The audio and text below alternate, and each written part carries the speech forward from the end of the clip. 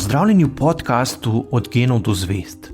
Moje ime je Sašo Dolinc in pripovedoval vam bom zanimive zgodbe iz sveta znanosti.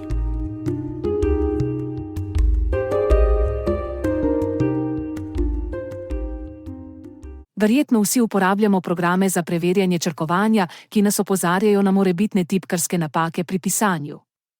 Ta priročna orodja so nam v veliko pomoč pri urejanju besedil, vendar ne zmorejo narediti kaj več kot popraviti napačno napisane ali pozabljene črke.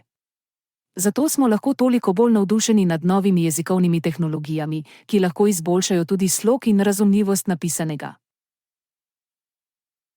Ko sem pred nekaj meseci prvič preizkušal jezikovno orodje enega od kalifornijskih podjetij, me ni navdušila le pestrost in zmožnost ponujenih funkcij, za katere se zdi, da dejansko razumejo zapisane besede, temveč tudi dejstvo, da jezikovna umetna inteligenca podpira slovenščino. Pogovorni stavek, to, kar nekaj pišem, da bi videl, če me stroj razume, je jezikovno orodje z ukazom, naj ga preoblikuje v knjižno obliko, brez težav spremenilo v: to je nekaj, kar pišem, da bi videl, če me računalnik razume. Seveda je opisani primer le ena od najpreprostejših funkcij, ki jih imamo na voljo. Poleg pretvorbe v knjižni jezik lahko spletno orodje z novimi stavki smiselno nadaljuje besedilo, ga prevede v drug jezik, predlaga privlačen naslov, povzame bistvo, določi ključne besede, poenostavi besedilo za otroke in podobno. Toda kako tovrstne nove tehnologije sploh delujejo in zakaj je področje strojne obdelave naravnega jezika prav zdaj močno napredovalo? Zmogljivi računalniki so namreč na voljo že več let, raziskovalci pa si prav tako že dolgo prizadevajo, denimo, razviti orodja za strojno prevajanje, vendar do nedavnega niso bili pretirano uspešni. Vzrok je v tem, da je v zadnjem desetletju prišlo do izjemnega napredka na področju umetne inteligence, ki izhaja iz tehnologije strojnega učenja nevronskih mrež. Prav ta tehnologija je računalnikom omogočila, da vidijo, slišijo in razumejo svet okoli sebe, kar je privedlo do hitrega napredovanja na številnih področjih, na katerih stroji prevzemajo naloge, ki so jih do nedavnega lahko opravljali le ljudje.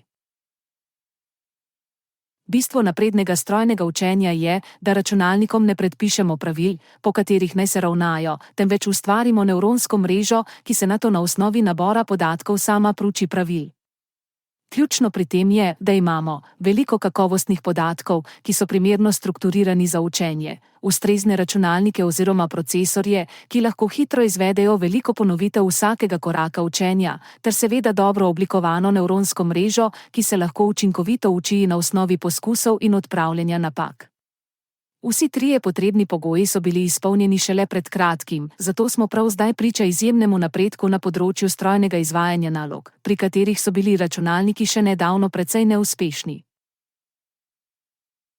Digitalizacija najrazličnejših podatkov in objava številnih sestavkov na spletu sta omogočili oblikovanje zelo velikega korpusa besedil, kar je bil prvi pogoj za strojno učenje jezika.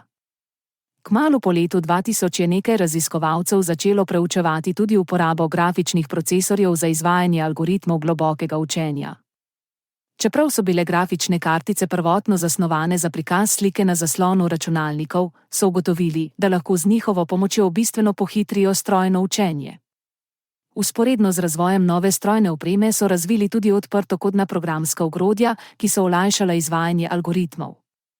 Ker so lahko inženirji po vsem svetu gradili na delu drug drugega, je področje umetne inteligence začelo zelo hitro napredovati. Za vsako od nalog, ki bi jo radi naučili računalnike, potrebujemo tudi svoj specifični pristop oziroma prilagojen model nevronske mreže. Pristopi, ki so primerni za učenje prepoznavanja slik, niso nujno enaki modelom mrež, ki so primerne za učenje prevajanja. Za takšne specifične inovacije in prilagoditve pa je potreben čas in čim več pametnih glav, zato je bila odločitev za odprto izmenjavo idej in pristopov tako pomembna. Sistem strojnega učenja jezika poenostavljeno povedano deluje tako, da besedam pripisuje številčne vrednosti. Med analizo velike količine besedil se tako postopoma izboljšuje pri določanju verjetnosti, da bo ena beseda v določenem kontekstu sledila drugi.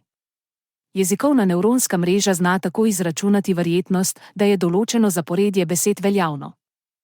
Vendar pri tem ne gre za veljavnost v smislu slovnične pravilnosti, ampak za skladnost z naučenimi jezikovnimi vzorci. Pri strojnem učenju jezika je zato izjemno pomembno, da se nevronska mreža navadi prepoznavati tudi kontekst uporabe posameznih besed, saj ima lahko dobesedno isto zaporedje črk več različnih pomenov. Ker se umetna inteligenca izboljšuje s pomočjo množice podatkov iz resničnega življenja, je treba posebej paziti, da ne prevzame tudi predsodkov in škodljivih stereotipov. V zadnjih letih je bilo veliko energije posvečene prav odpravljanju najrazličnejših težav umetne inteligence, tako da nove različice modelov načrtno preprečujejo ustvarjanje seksističnih ali rasističnih izjav, čeprav jih najdemo v besedilih, na katerih se učijo. Trenutno je večini uporabnikov najbolj dostopna jezikovna umetna inteligenca na spletni strani openai.com, ki zna tudi v slovenščini ustvarjati besedila, za katera večinoma ni mogoče prepoznati, da jih ni napisal človek. Pravkar so predstavili novo različico tega orodja, ki je še bolj zmogljiva, saj deluje v obliki spletnega pogovora, ki zna veliko bolje prepoznati namere uporabnikov.